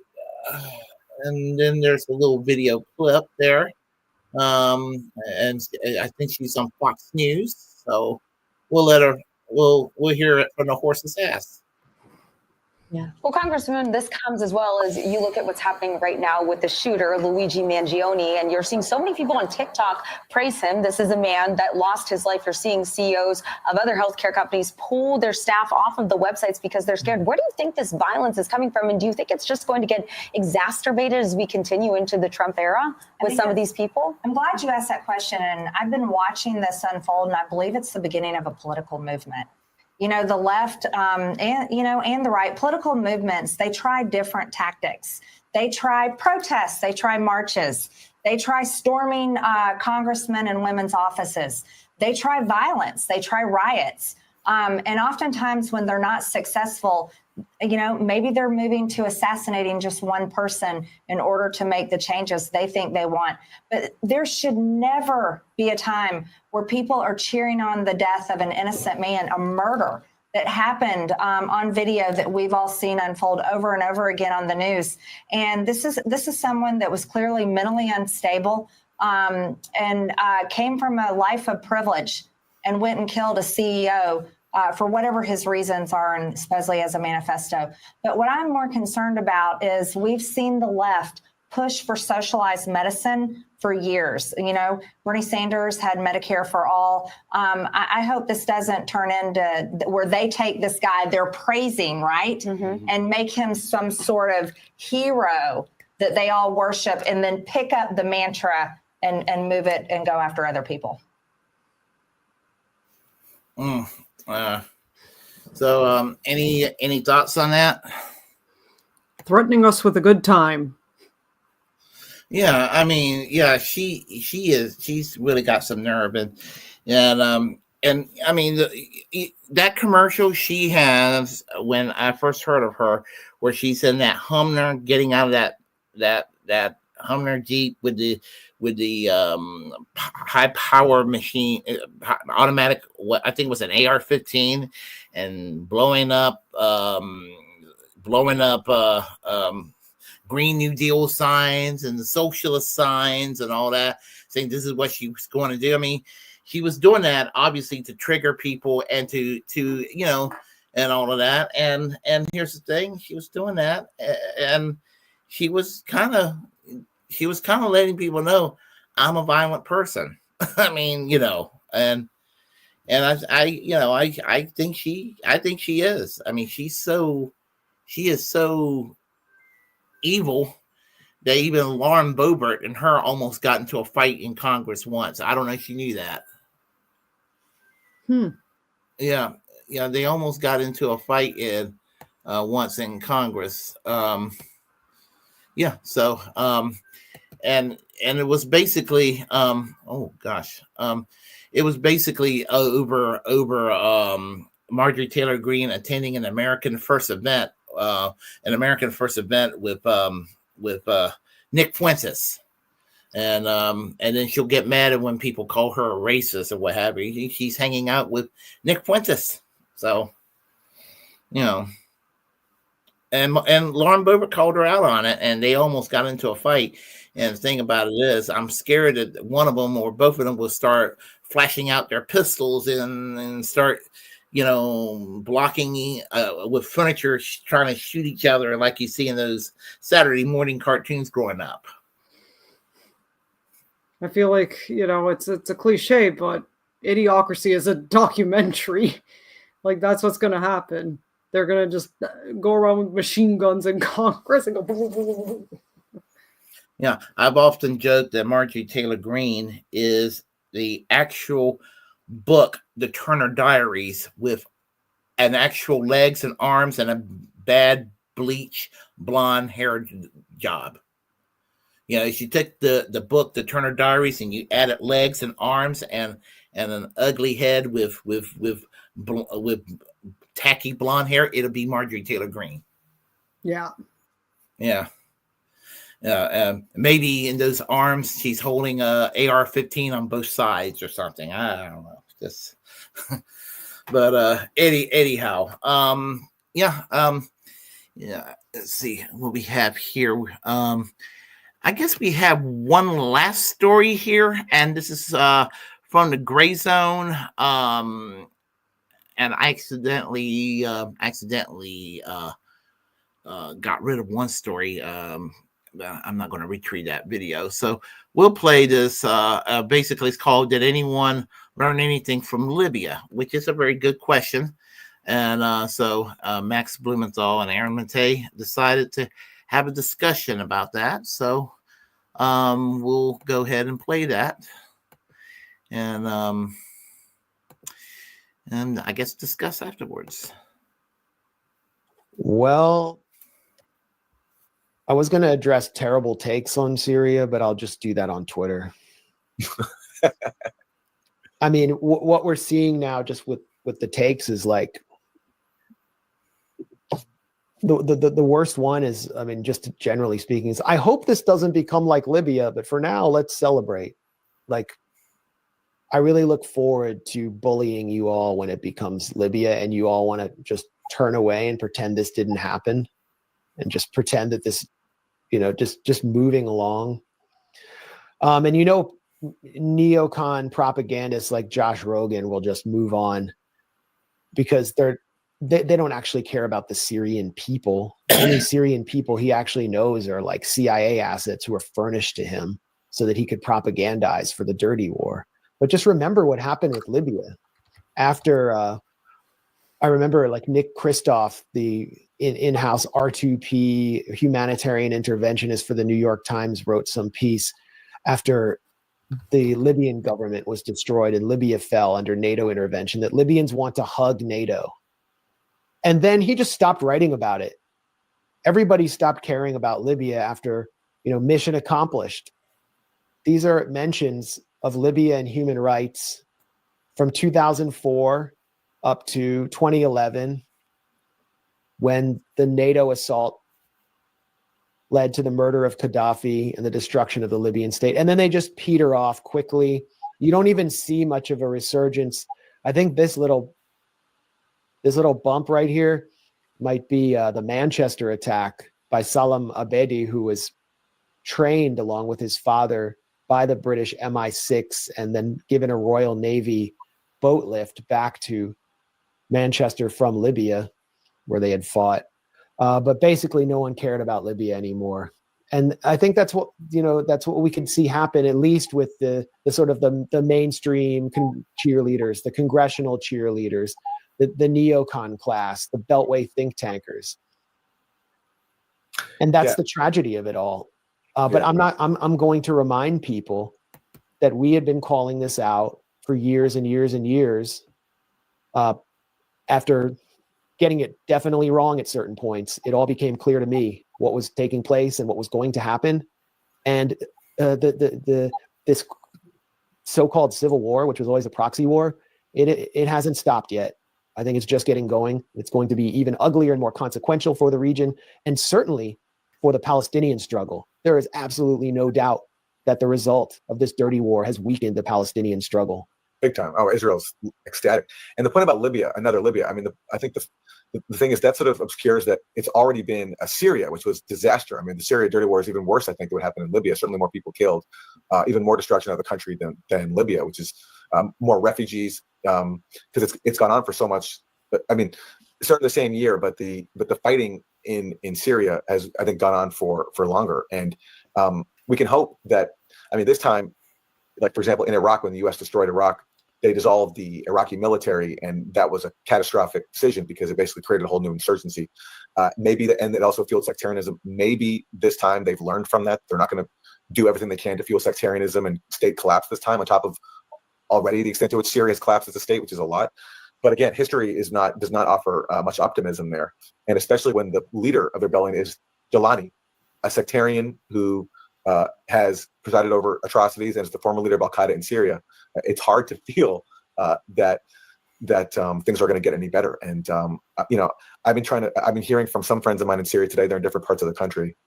People are just scared, and they're waiting for what's next. Justifiably, and I think you'll see that loyalist forces and Shia Christians will have to be reorganized with new militias to defend themselves. Iran may participate in that in the next couple of years. So you're going to see just a reframing of sectarian divisions that were not so profound before the dirty war began. And it's going to be horrible for everyone. So congratulations, enjoy quote unquote liberation. And I see you getting attacked, Aaron, people saying, this somehow discredits you. No, you're just going to be vindicated. Unfortunately, again and again and again, for everything you've said, it's all going to come true in more extreme form now. And it'll just be more discrediting to this whole section of the Western left and the NGO industrial complex that cheered on all of these regime change wars and that fall for every Kony 2012 style PSYOP all the way up to Ukraine, while clamoring for the liberation of Palestinians, which will only happen when the system of Western imperialism, which relies on this whole narrative that comes out of the post-World War II liberal so-called rules-based order, when that is actually countered. But they're simply reinforcing it again and again and again, turning words like liberation, sapping them of so much meaning that they mean as much as anti-Semitism does today. So it needs to be called out. And if you haven't learned your lesson by now, you're a dupe. You're a complete dupe. You've been bamboozled. You've been hoodwinked enough to wake up to what time it is. Some people just don't like to learn facts, and they go with their emotional reaction to thing, and also what is conventional. It's challenging to go against the conventional narrative. They don't make your life easy when you do that, and it takes a lot of work. But the facts are all there. I mean, at this point, anybody, especially who claims to be critical of U.S. foreign policy, who cared about Palestine, they're all there. Now we're going to continue to learn over the years new details of the dirty war. I mean, we don't know, for example, the exact CIA budget, because that's a secret, but we do know from Edward Snowden that it was $1 out of every $15 in the CIA's budget. And who knows what more disclosures are yet to come. But what we know is already a lot, and that includes the cover-up of a chemical weapons investigation in Syria, in which Syria was accused of using chemical weapons in Douma. And as we've shown, based on leaked documents from the OPCW, the actual chemical weapons investigators who went to Syria to investigate this alleged attack in Douma found no evidence of a chemical attack, and found actually ample evidence that was staged by the insurgents on the ground. And so many people still believe that. People still believe that and still attack people like us for reporting on the leaked documents, when in journalism, the lifeblood of journalism, one of them is leaks and whistleblowers. And people who correctly were skeptical of Israel's 40 beheaded babies claims want to believe other atrocity propaganda that serves the same exact purpose. I know. Yeah. And for sectarian reasons, for reasons of just sheer idiocy. And they're either going to have to fade away, or I don't know what cope they'll come up with next. I can actually see proposals put forward within Western intelligence to sponsor the moderate rebels all over again, but as the moderate government or some moderate faction, quote unquote moderate faction in Syria, because violence is sectarian and communal violence is going to get so out of control. I can actually see them trying to do that. It's like everything we've been talking about for the last decade. Is just going to repeat itself in more farcical form. Well, what happens to these sanctions now? These sanctions that have crushed Syria's economy, as people like James Jeffrey brag about, that have raised the price of food, that have made it impossible to rebuild. What happens to those sanctions now? I mean, maybe there's a future now in which, some kind of path can be found where those sanctions are lifted. And then even though it will be the most cynical thing ever to destroy a country, prevent it from rebuilding, finally get the regime change you want, and then forget about, all your concerns about human rights and just let the sanctions go in the country. But at least in that case, it'd be extremely cynical, but at least in that case, people might be able to breathe a little bit, which is what the Syrian people need. And, my friends who are there are just exhausted. Everyone's ground down. It's horrible. It's been horrible, especially these last few years. And the complaint I hear about the government is the government's been in denial and has not taken any serious steps to do what they can under this economic siege. And maybe they're in a possible situation, but there was a sense, again, there's a few people I speak to in Syria, that the government had abandoned them.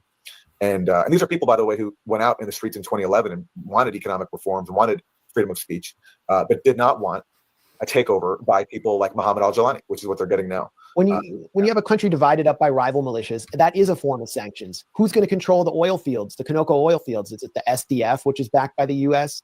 Yeah. The Rojava? Are they? Will it be Jolani? What's happening in Libya, where you have two rival governments vying for control of the oil fields? This is September of this year. Libya's oil exports crashed by 81% because of a political standoff between the two rival governments. So that's the future. There's no liberation without sovereignty, without the ability to resist. And that's what you have in Syria.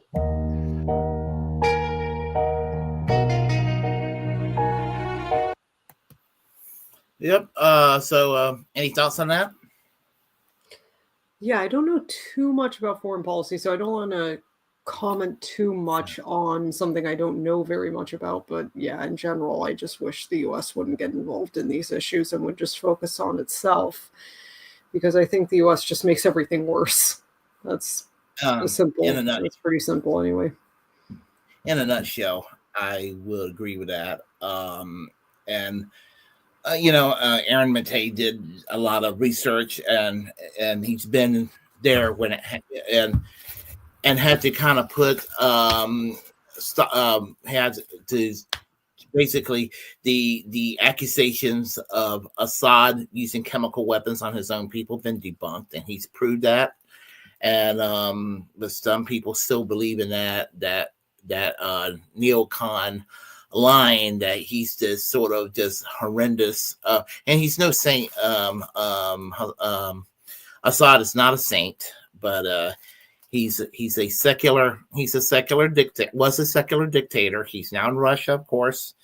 And when he was the premier leader of Syria, he was kind of a force for a stabilizing force. He protected the Christian communities. He protected the Druze. He protected the Alawi community. He protected various factions of Islam from harming each other. He kind of kept kind of a stabilized peace and everything. And you had John Bolton in 2019 calling for the U.S. to back Al-Qaeda, referring to them as the moderate rebels, or ISIS as the moderate rebels. And it's going to be Libya part two all over again, because, with Libya, again, the Gaddafi was no saint, to be sure. But even more with Gaddafi, Libya was one of the most prosperous. It was the most prosperous country in Africa. It was an oil-rich country with that. They had universal health care, basic income. It was kind of like Saudi Arabia in that regard, but it was a secular government, a little strong arm.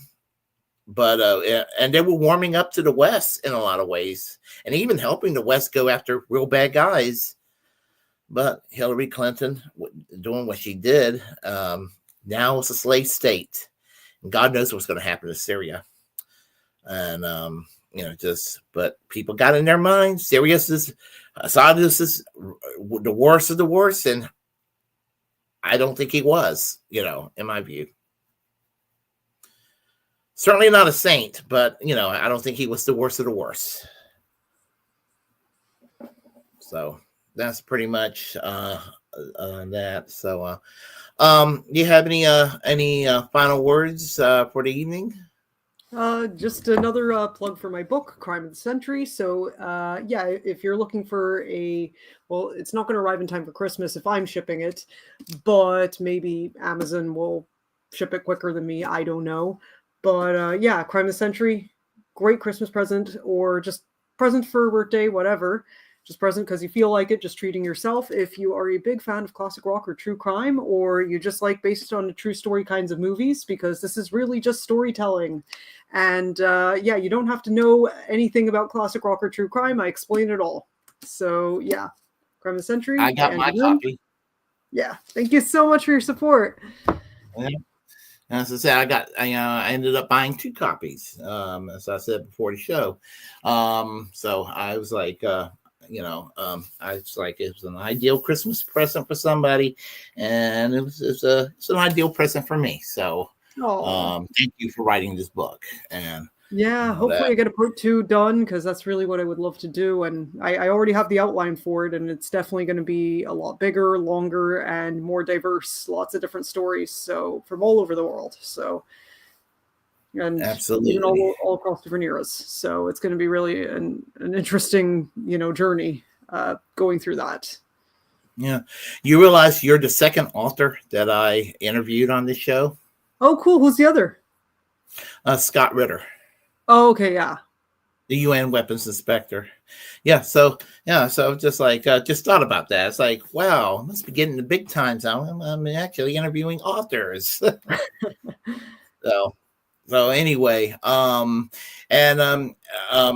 than part 2 of your book, anything else going on as far as projects? And so yeah, I got a lot of book reviews to do. I got an interview that's going to be coming up on my blog. As far as other book ideas, I definitely want to do something on celebrity trials, because I find celebrity trials really fascinating, but I call that more of a side quest, because the main quest is going to be crime of the century. But yeah, after that, I definitely want to do trials of the century or celebrity trials. Yeah, I just find that so fascinating. Okay, all right. And I would love to have you back on this show. You're really a very cool person. Thank you so much. Yeah, I enjoy your tweets when you were on Twitter. You're on Blue Sky. Yep, I'm on Blue Sky. I'm just Angie Moon on there. So yeah, pretty awesome being an early. I got Twitter on the description box, but I'm going to change it to Blue Sky. So yeah, so I'm just Angie Moon on there. So yeah, if you just search for Angie Moon, you'll find me. So that's what I'll do, and so I'll make sure that they'll get in touch with you through Blue Sky instead of Twitter. That's Twitter. And I'm also on Instagram. I'm on Facebook. I'm on where else? Well, I got a Spotify with page full of playlists, so including one for my book. I do have a book playlist, so that's pretty cool. All right. And I guess I'll wish you a very happy holidays. All the best to happy you and your holidays husband. Too. And to everybody, there will not be a Bragglands next week for obvious reasons. Taking a little bit of time off, and me and Jimmy should be back here on January 1st, New Year's Day, on a Wednesday. We usually do our show on a Tuesday, but I had to go and pick up my parents at the airport yesterday, so that's why it was on a Wednesday. Usually it shows on a Tuesday night, so the show's actually been pushed to today when it should have been yesterday, but had to pick them up kind of late, and it was that was quite an adventure. Just a lot of crap going on the highway, constructions and all that. So we didn't eat till very late last night. We were all three starving as hell, but all's well ends well. So hope they're doing well. Oh yeah, they're doing well. So great. They're gonna be here for a little while. They have some doctor's appointments they have to take care of and everything. So I look after them when they're here. Try to and all that. So everyone, I guess I got to talk to you real quickly after the show, and then I got to head on to work. So everyone, follow Angie, and I'll let you conclude with your words. I'll conclude with mine. Thank you so much for having me on the show, Willy. And it's always a pleasure being here. And hopefully you just, if you aren't already following me, make sure to give me a follow. Thank you so much. Happy holidays. And as I said, I usually have my little spiel on the regular Willy Bragg show. So I would just say to everybody, this time of year, everyone, heartfelt Merry Christmas and Happy Holidays to each and every one of you, and wishing you all the best. And let's hope that 2025 won't be a complete disaster. We can always hope. So y'all take care, and until next time, well, for Bragglands, next time Bragglands will be on will be New Year's Day. Y'all take care. Bye-bye.